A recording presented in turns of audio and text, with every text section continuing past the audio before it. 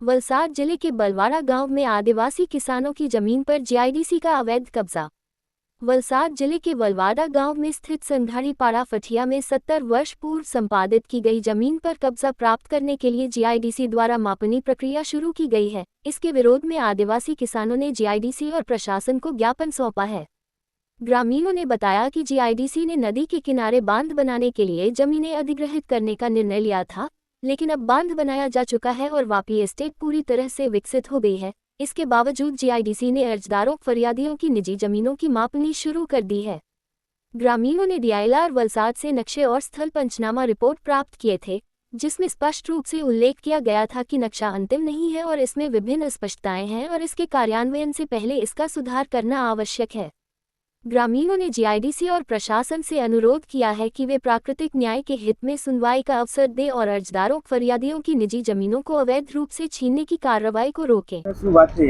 આજે ખેડૂત લોકોનો અમારો પ્રશ્ન હતો કે જે તે સમયે 1970માં જગ્યા સંપાદન થયેલી હતી ને એ હેતુ હતો ખાલી કે ડુબાણ માટે જગ્યા કરી ડેમ બનાવેલો એના માટે જગ્યા ખેડૂત લોકોએ આપેલી હતી ને આજે 2025માં એ લોકો આવીને કબજો કરવાના એમાં છે એમ એટલે સમય મર્યાદા બી એ લોકો ચૂકી ગયેલા છે ને આજ સુધી અમારા ઘર બી છે ખેતી કરીને બધા ખેડૂત ખાયા કરતા છે ત્યાં અને એના માટે જ રજૂઆત કરી છે। આપણા એમએલએ પાટકર સાહેબને બી લાવ્યા હતા ને અત્યારે મામલતદારમાં બી જઈ રહ્યા છે ને અહીંયા જીઆઈડીસી કોર્પોરેશનવાળાને અમને એક નોટિસ આપી અરજી આપી છે એ બાબતે।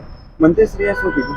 મંત્રીશ્રીએ કીધું કે આપણે આગળ કાર્યવાહી કરીએ એમની ને પછી મામલતદારમાં અત્યારે જતા છે ને કનુભાઈ દેસાઈ સાથે વાત કરી એ લોકોને કંઈ ટ્રાન્સપોર્ટ નગર માટે જગ્યા ફાળવેલી હતી અને એ લોકો ટ્રાન્સપોર્ટ નગર લાવવા માંગતા છે। અહીંયા તમારી શું માંગ છે?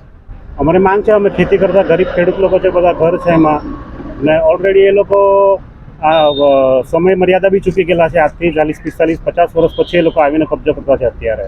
કેટલા લોકોની વસ્તી હશે હમણાં? એમાં કમસે કમ 1,500 માણસની વસ્તી છે અને બધા ખેડૂત ખાતેદાર છે। તમારું નામ શું? મારું નામ જગદીશ ઈશ્વરભાઈ પટેલ છે કે જીઆઈડીસી જે છે એ જે 7/12 માલકીની જમીન છે એમાં પણ એ લોકો કબજો કરવા માંગતા છે। તો અમારો એના માટે વિરોધ છે કે જે જગ્યા સંપાદન નથી થઈ ને થઈ તો બી એ લોકો એનો હેતુ માંડ્યો નથી આટલા વર્ષથી। આજે 50 વર્ષ પછી એ લોકો આવીને કહેતા છે કે દાવો કરતા છે કે અમારી જગ્યા છે જીઆઈડીસીની જગ્યા છે। અમારો એનો ચોખ્ખો વિરોધ છે। અમે આજે અમારા ગામના લોકો ખેતી કરીને એનું ગુજરાન એના પર ચલાવે છે તો અમારે એ જમીન નથી આપીને પાટકર સાહેબે બી કીધું છે કે આપણે એની રજૂઆત સીએમ સાહેબને બી કરશું અને સરકારને દરખાસ્ત કરશું કે અમારી જમીન પાછી પરત અમને મળી જાય। અમારી જગ્યામાં સંપાદન નથી થયેલું છે તે છતાં બી એ લોકો અમારી જગ્યામાં આવેલા છે અને ત્યાં એ લોકો ખાડા ખોદીને ખૂટા દાટવાની તૈયારી કરતા હતા। અમે કીધું તો એ લોકો નથી અટકતા અને જોર જબરદસ્તી કરતા હતા અને અમને બીવડાવતા હતા અને અમારી જગ્યાએ સંપાદન થયેલું નથી અને નકશામાં નથી છે તે છતાં બી એ લોકો આવીને અંદર ઘૂસે અને અમારા પોલીસ લઈને આવેલા પોલીસથી ધમકી આપીને અમને બીવડાવવાની કોશિશ કરેલી। અમે કીધું કે અમે વિરોધ કર્યો તો અમારું નહીં સાંભળ્યું। અમે 100 નંબર પર ફોન કર્યો, 100 નંબરવાળા કે તમારા સામે પોલીસવાળા છે।